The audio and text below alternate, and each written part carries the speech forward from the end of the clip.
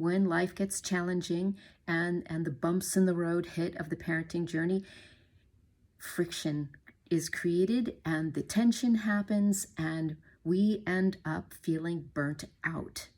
So today we are going to talk about how to turn that burnout into bliss. And I've got a few strategies for you that I think you're going to love. My name is Loyla Luvis, parenting strategist and life coach for mothers in training.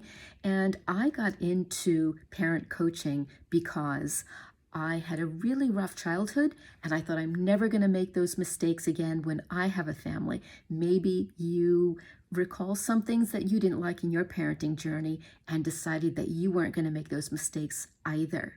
But as history would have it, I did end up making a lot of those very same mistakes, and I couldn't seem to change it. The pattern had been programmed into my subconscious, and I was reacting in ways that were ways I didn't want to behave. And that's what happens when we are dealing with a lot of the challenges, especially of today. So we're going to talk about some things that I have learned through my research, my study, my own personal experience raising 4 children, and in the 10 plus years that I've been working as a parenting strategist. So the things that I observed while working with other parents is that there are triggers. Those triggers tend to come when we see messes, maybe a mess in the kitchen. Our family was cooking, eating, and left a mess, didn't clean up. That's one way, that's one trigger. Maybe another one is in the bathroom.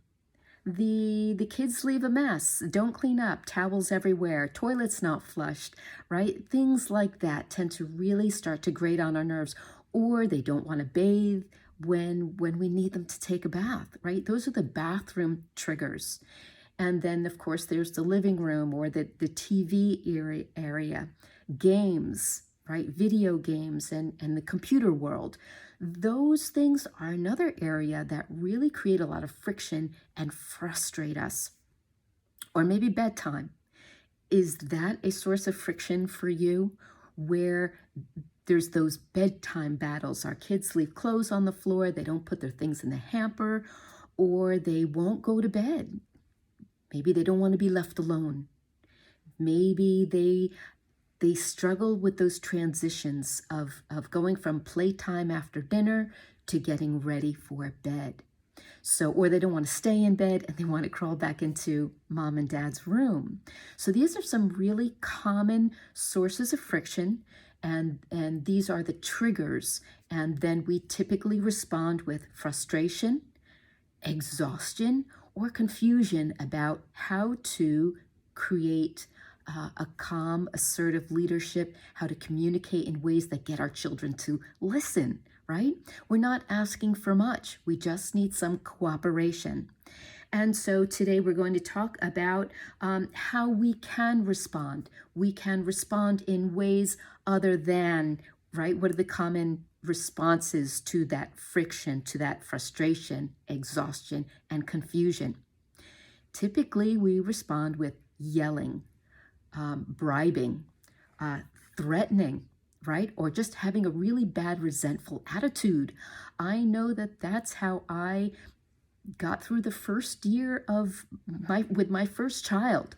I was doing all of those things, and what happened was that by the time my child, my oldest, was 10, 8, 10, 12, in those years, preteen years, hormones, that frustration, the relationship was suffering so bad, and everything starts to unravel.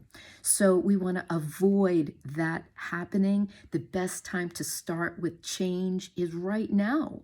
So I'm going to share with you some things that you can do, a few tips to help you avoid some of the most common reactions, triggers, and really relationship stressors.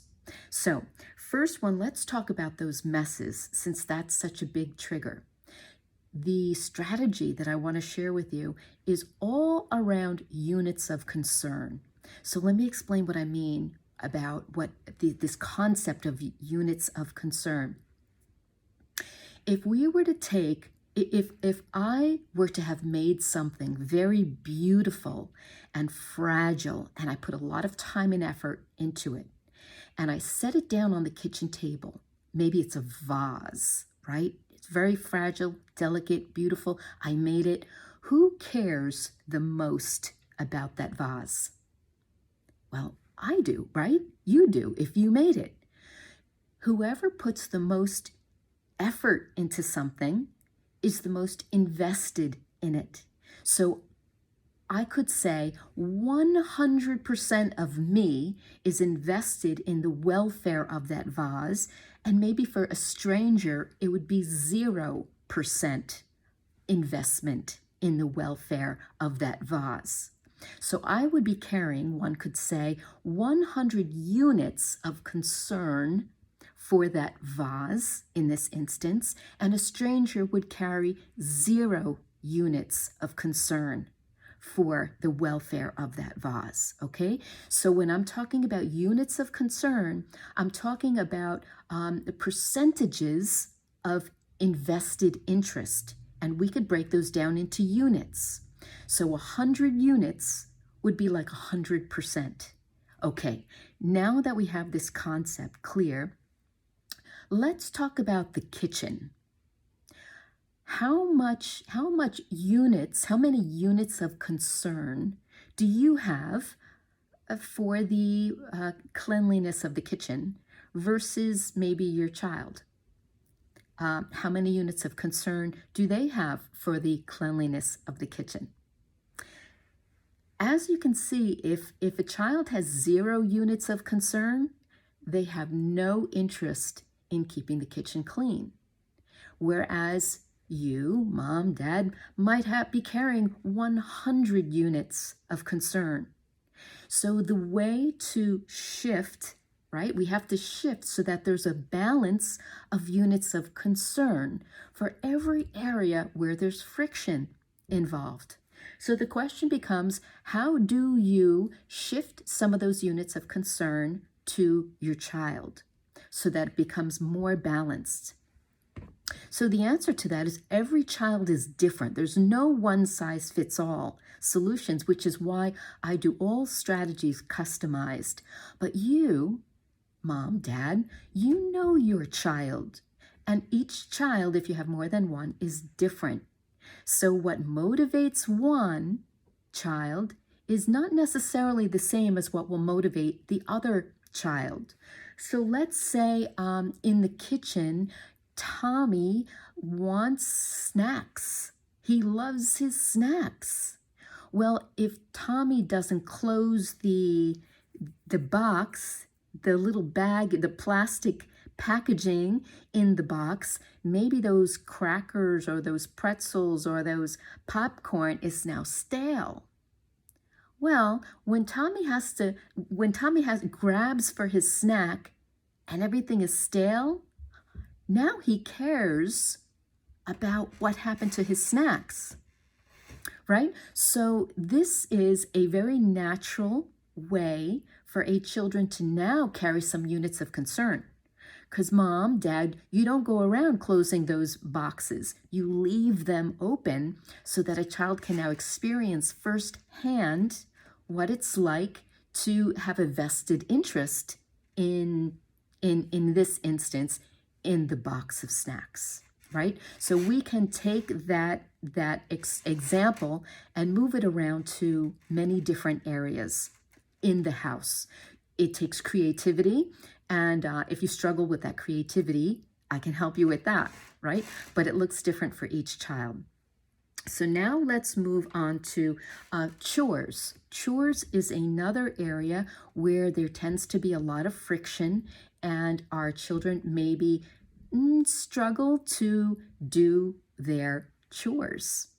And in the home, everybody should have chores, which brings me to our second strategy, which is balancing the privilege to responsibility ratio. What do I mean by that? Now, the privilege to responsibility ratio, typically the problem is that our kids have a lot of privilege and not a lot of responsibility. And there again, there's a lack of balance. When children have lots of privilege, they don't have the motivation to do the responsibility. And then when we want them to step up, where's the motivation? There is none. We now have to maybe offer them bigger and better motivators to get them to do the bare minimum. And that's frustrating and leads to exhaustion and burnout when we're constantly trying to drum up external motivators for our kids. So, what can you do to balance the privilege to responsibility ratio? Because let's face it, in life, our children, when they grow up, you want a paycheck, you got to work for it. If you don't measure up, you don't get the paycheck. So this is an exercise in real life. Having our children know that when they do their basic responsibilities, they get privileges that are equal to it. And when they step up to do greater responsibilities, they get greater privileges. So let's talk about how to establish a fair privilege to responsibility ratio in your home. So that again looks different in every home. But what you can do is sit down with your family, a family meeting, and everybody list on their own piece of paper, what do you believe are the privileges that you have in this family? As a member of this family, what are the privileges? Everybody writes them down. Now, it's going to look different. There's no right or wrong, but it gives everyone a chance to see how is each child viewing their privileges. Maybe they think maybe they don't realize how many privileges they actually have. Okay, now on another list, everybody writes down their responsibilities. What are the responsibilities each person has within the home? Right? And now, and a third list of what are the responsibilities required to run a home. Forget about who does them. What does that list look like? And you make a master list based on everybody's responses of what is required to run a home. So now you have 3 lists: privileges, individual privileges, responsibilities, individual, and then a master list of everybody's answers of all the responsibilities required to run a home. Okay? So now you look at the responsibilities and you look at the privileges. Are they even? Are they balanced? For each person, that list is going to look maybe heavy on one side or the other. Now you can, together, as a family, child to parent, talk about how do you balance that. Maybe you take away some privileges to balance the privilege to responsibility ratio. Maybe you add some privileges to balance that ratio. But it's a great way to get it all out on the table.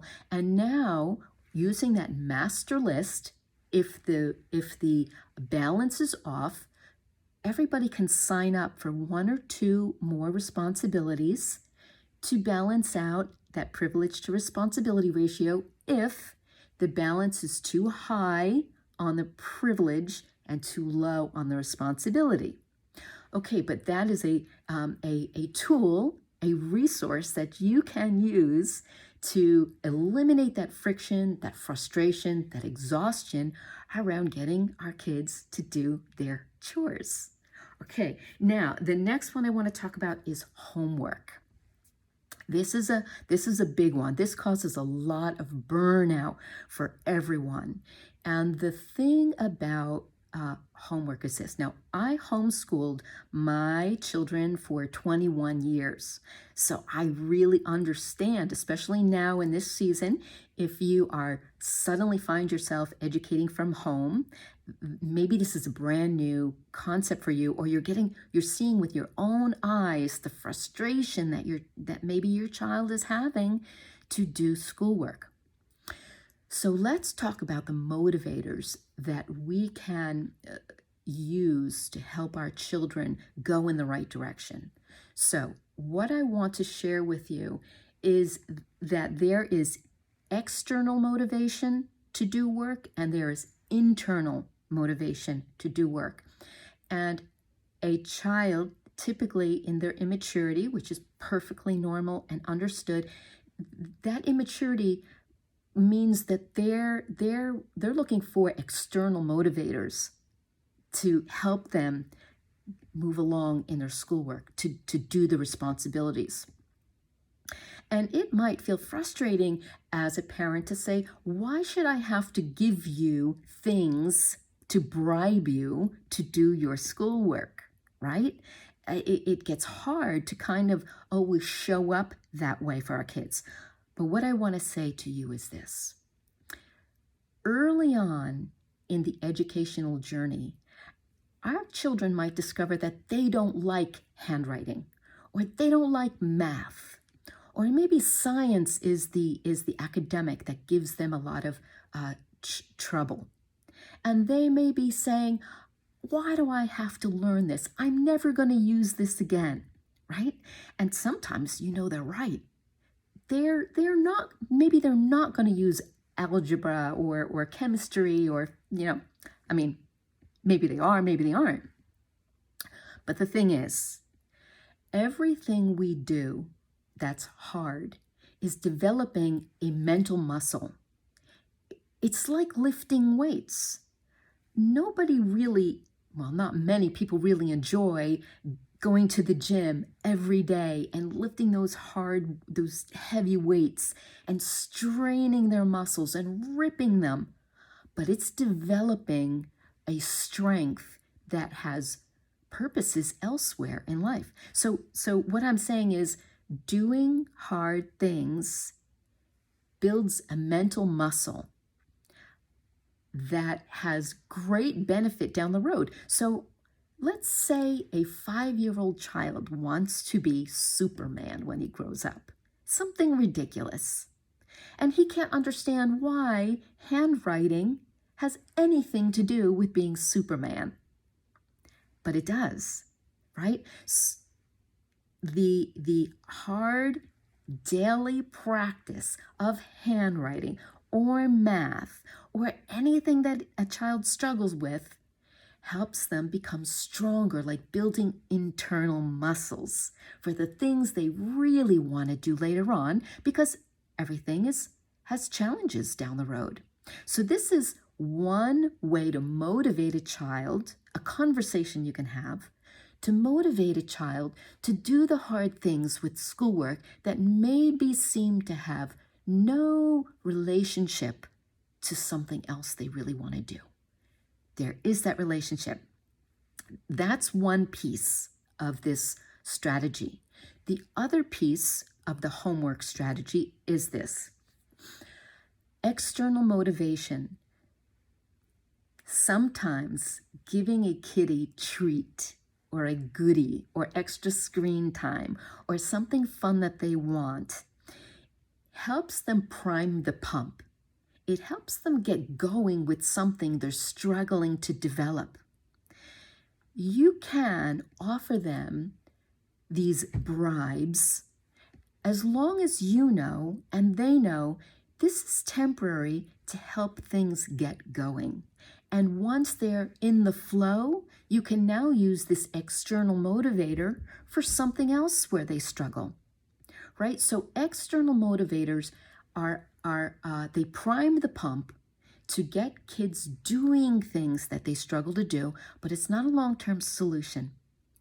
It's just something to get them going. So there you have 3 strategies dealing with different frictions that tend to affect us all. If our children are struggling with behavioral issues or some sort of diagnosis, that makes it all the more challenging, and it requires children with additional challenges require layers of strategies. Maybe it's therapies, maybe it's medication, and maybe it's parenting strategies, all stacked up to come at the challenges from all different directions. So hopefully during the course of this event, you are gathering your tools, gathering your strategies. They look different, but they all work together to create a bond, connection, eliminate friction, and help you, mom and dad, parent with calm, assertive leadership. Keep in mind, in conclusion, that balance. Everything is a matter of balance. That privilege to responsibility ratio. Units of concern, again, all about balance. And then finally, internal motivators, external motivators. We can use external to help them build internal motivation. And so with that said, if you struggle to customize a solution, a strategy, a system for your unique child, by all means, reach out to me at mothersintraining.org. My name is Loyla Luvis, parenting strategist and life coach, and I am here to help you customize solutions for your unique family and child. Thank you.